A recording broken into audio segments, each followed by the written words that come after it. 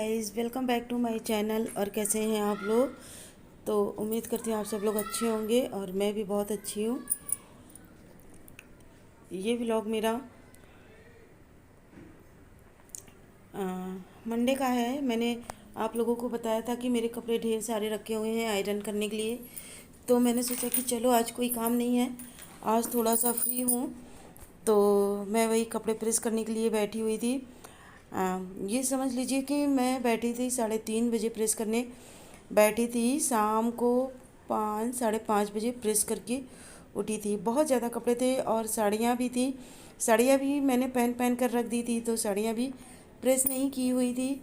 तो बहुत ढेर सारे कपड़े हो गए थे मेरे को प्रेस करने के लिए। दरअसल होता क्या है कि अब गर्मी में तो प्रेस करते बनता नहीं, और मुझसे तो बिल्कुल भी नहीं बनता है क्योंकि बहुत गर्मी लगती है। तो मतलब कि बहुत कम ही प्रेस करती हूँ। अब आप ये मान के चलिए कि हफ्ते भर में एक बार प्रेस करती हूँ। सारे कपड़ों में प्रेस करने के बाद फिर सारे उठा कर रखती हूँ। कभी कभी मेरा मन नहीं होता है ना, तो अपने पति देव से भी बोल देती हूँ, तो वो भी कर देते हैं। ऐसा नहीं है, हर एक के पति देव करते होंगे, ऐसा नहीं कि सिर्फ मेरे पति देव कर देते हैं, तो करना भी चाहिए। तो यहाँ पर मैं जीन्स में क्रीज बना रही थी। इसको चाहे जितना सॉरी गाइस, दबा दबा कर करो लेकिन फिर भी ये सही नहीं बैठता। यानी पहले जो आयरन होता था तो वो हम लोगों का भारी होता था, है ना, भारी होता था।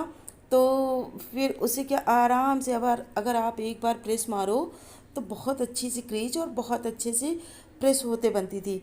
लेकिन जब से ये हल्के वाले प्रेस आ गए, पहले तो हल्के वाले तो मेरे हाथ भी नहीं लगे हुए थे, तो इससे तो मैं कर भी नहीं पाती थी।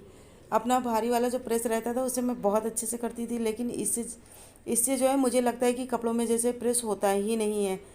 तो उसको तो मैंने हटा दिया। फ़िलहाल अब इसी से करती हूँ, ये अपने हल्के वाले से। कहते हैं कि ये हल्की इसमें जो है थोड़ी लाइट की बचत होती है और भारी वाले में लाइट की बचत नहीं होती है, तो इसलिए भारी वाले को हटा दिया, मैं इसी से प्रेस करती हूँ। तो चलिए मैं इसमें प्रेस कर लेती हूँ।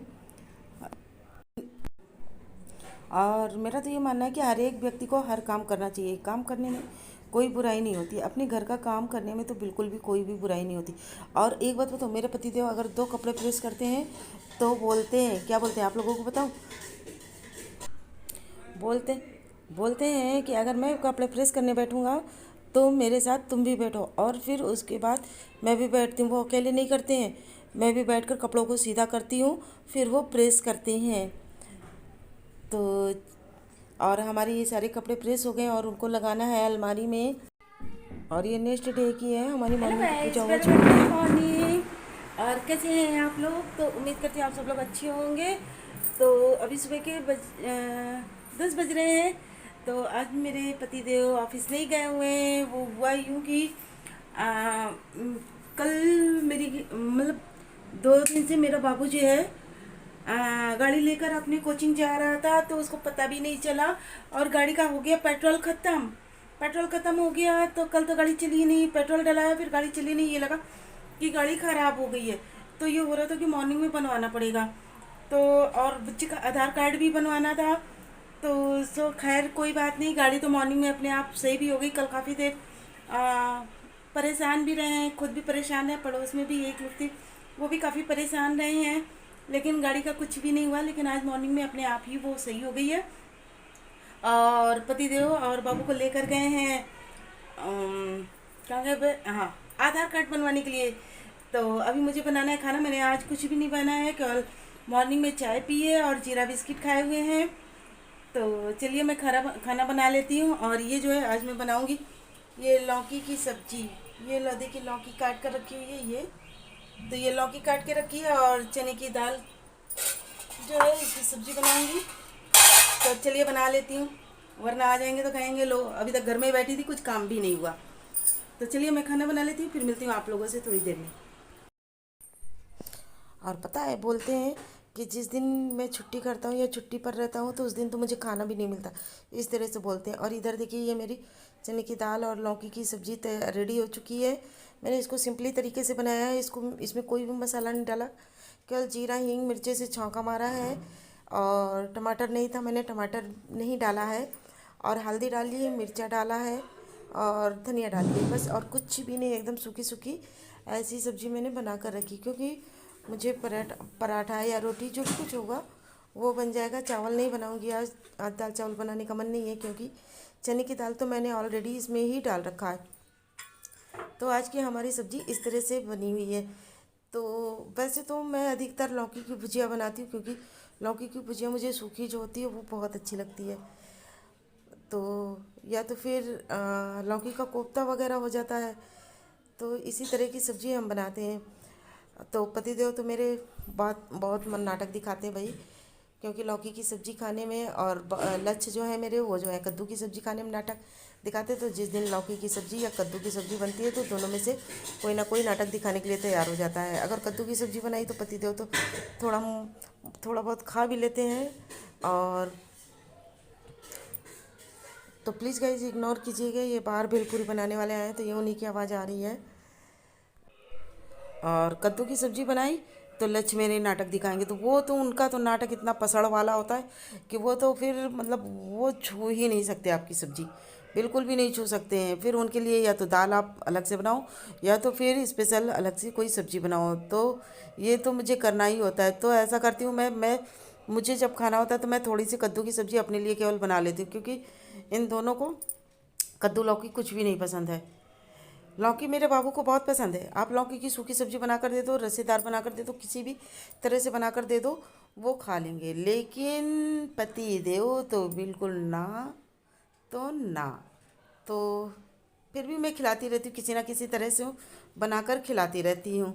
तो उसके बाद अब मैं आई हूँ, उसके बाद मैं फिर झाड़ू पोछा करी हूँ, बर्तन धोई हूँ सब्ज़ी बनाने के बाद। यानी कि मेरा झाड़ू पोछा भी हो गया है, बर्तन भी मेरा धुला हुआ है। और फिर इसके बाद मैं आई हूँ आटा सानने के लिए, क्योंकि मुझे पराठा सेकना है। पराठा या रोटी कुछ भी सीख जाएगा, आएंगे गर्मा गर्म फिर खाना होगा। अभी तो सेक कर मैं कुछ भी नहीं रखूँगी, क्योंकि अगर मैं मेरे यहाँ एक तो लक्ष्य जो है बहुत परेशान करते हैं। उनका कहने का मतलब है कि अगर रोटियाँ खानी होने तो फिर आप गर्मा गर्म दीजिए। इतना तो बाप जान नहीं परेशान करते जितना कि बेटा परेशान करता है। और अगर रोटी मैंने सेक कर रख दी तो बोलते हैं कि रोटी बासी होगी। अब तो मैं नहीं खाने वाला। अगर चावल जो है अगर मैं बना कर रख दूँ तो चावल भी नहीं छूने वाले हैं। बाबू मेरा चावल जो है अगर ठंडा हो गया तो नहीं छुएंगे, कहेंगे बासी हो गया। यानी कि उनको चावल है या रोटी है, उन्हें गर्मा गर्म ही चाहिए। तो ये कंडीशन है मेरे बाबू की। पतिदेव को तो चाहे जैसा भी दे दो पतिदेव खा लेते हैं, वो नाटक नहीं दिखाते। लेकिन बाबू मेरा नाटक दिखाता है ठंडे गरम के चक्कर में बस। और मैंने आटा सान के रखा था, तो सब्जी तो बना ली थी लेकिन रोटी नहीं सेकी। यानी कि रोटी सेकना था मेरे को। मैंने ये सोचा था कि ये दोनों लोग आ जाएंगे तो फिर गर्मा गर्म रोटी सेकेंगे और फिर मतलब कि गर्मा गर्म हमारा खाना हो जाएगा। सारा काम तो मैंने कर लिया था लेकिन रोटी वोटी नहीं सेकी थी। तो हुआ क्या कि ये लोग आए तो थोड़ा सा नाश्ता ले आए थे। तो जब नाश्ते में समोसे ले आए थे, जबकि मुझे मॉर्निंग में समोसे अच्छे नहीं लगते, लेकिन अब बाबू गया हुआ था, लक्ष्य गए हुए थे, तो जाहिर सी बात है कि फिर तो कुछ ना कुछ तो आना ही था। अगर पापा इनके अकेले होते तो शायद कुछ ना आता, लेकिन जब लक्ष्य गए हुए थे तो जाहिर सी बात है कुछ ना कुछ आना था। तो फिर उसके बाद हम लोगों ने समोसे खा लिए तो थोड़ा सा पेट भर गया तो फिर मैंने रोटी नहीं सेकी। केवल 4-5 पराठे केवल मैंने सेके थे इनके पापा के लिए, बस।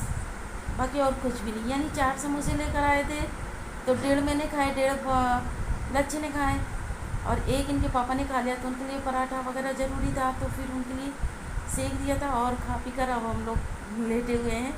तो चलिए अब मैं मिलूँगी आप लोगों से अपने नेक्स्ट वीडियो में। और हाँ, अगर आप लोगों को हमारी थोड़ी सी भी वीडियो पसंद आए तो प्लीज़ लाइक भी ज़रूर कीजिएगा। लाइक करना बिल्कुल भी नहीं भूलिएगा। आप लोग लाइक करना भूल जाते हो तो लाइक ज़रूर कीजिएगा।